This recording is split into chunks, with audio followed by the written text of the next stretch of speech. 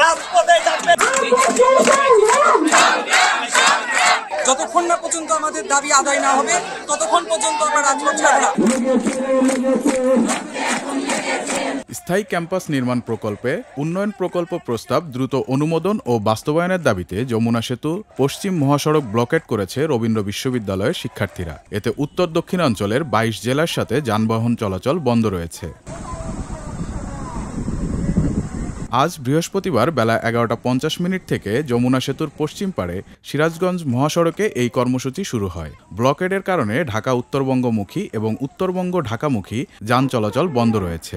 যমুনা সেতুর উপর নির্ভর করে প্রতিদিন উত্তরবঙ্গের ২২ জেলার প্রায় ১৮,০০০ যানবাহন পারাপার হয়। অবরোধের কারণে মহাসড়কে তীব্র যানজটের সৃষ্টি হয়েছে। ভোগান্তিতে পড়েছে যাত্রী ও চালকেরা। এর আগে গতকাল বুধবার জেলার উল্লাপাড়ায় রেলপথ অবরোধ করেছিলেন শিক্ষার্থীরা। এতে ঢাকার সঙ্গে উত্তরাঞ্চলের রেল যোগাযোগ দীর্ঘ ৬ ঘণ্টা বন্ধ ছিল। অবরোধের কারণে দুর্ভোগে পড়েছিলেন হাজারো যাত্রীরা। এ সময় যমুনা সেতুর পশ্চিম থানার ভারপ্রাপ্ত কর্মকর্তা ওসি মোহাম্মদ আসাদুজ্জামানের সঙ্গে যোগাযোগ করা হলে তিনি জানান, বিষয়টি ঊর্ধ্বতন কর্তৃপক্ষকেও জানানো হয়েছে। এর জন্য যতক্ষণ না পর্যন্ত আমাদের দাবি আদায় না হবে ততক্ষণ পর্যন্ত আমরা রাজপথ ছাড়ব না। আজকে যমুনা সেতুর পশ্চিম প্রান্ত অবরোধ করেছি। আমরা আস্তে আস্তে ঢাকার দিকে যাব, সচিবালয় ঘেরাও করব। দাবি না হওয়া পর্যন্ত রবিয়ান রাজপথে আছে, রাজপথে থাকবে। দাবি শেষ করার পরের সিদ্ধান্ত হবে ইনশাআল্লাহ। আমাদের প্রাণের দাবি, আমাদের বর্ষার সময় বাড়ি ঘর ডুবে যায় কেন? ওখানে যদি একটা প্রকল্প হয় সেটা আমাদের গ্রামে একটা উপজেলার একটা আশীর্বাদ, যে ওখানে আমরা আমাদের ছাত্র ভাই বোনেরা পড়ালেখা করবে।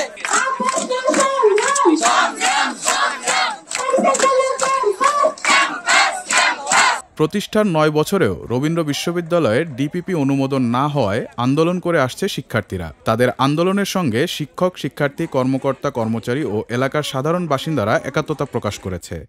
এই ভার্সিটি হলে এলাকার উন্নতি, জাতির উন্নতি, দেশের উন্নতি হবে, এটাই আমরা চাই এবং স্থায়ীভাবে ওই ক্যাম্পাস ওখানে প্রতিষ্ঠিত হোক, এটাই আমাদের দাবি। চুক্তি দিয়ে এটাকে ব্যান করার চেষ্টা করতেছে, যেটা কোনোদিনই সম্ভব না।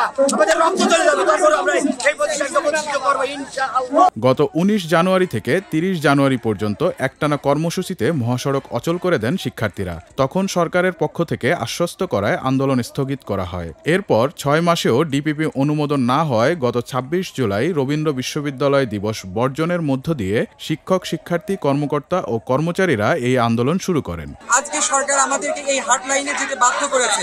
তাই এখন পর্যন্ত আমরা আজ যে আন্দোলন করছি, এই কোমলমতি শিক্ষার্থীরা যে পড়ার টেবিল ছেড়ে রাজপথে প্রতিদিন ঝড় বৃষ্টিতে নেমে তারা ভিজে যে আন্দোলন করতেছে, তারা একবারও প্রয়োজন মনে করেনি আমাদের সাথে কথা বলার, কোনো ফলপ্রসূ আলোচনা করার জন্য। চলমান কর্মসূচির অংশ হিসাবে কয়েকদিন ধরে সকাল ১০টা থেকে দুপুর ১২টা পর্যন্ত বগুড়া নগরবাড়ি মহাসড়কে অবরোধ, পথনাটক, শেকল ভাঙার গান ও প্রতীকী ক্লাসের আয়োজন করা হচ্ছে।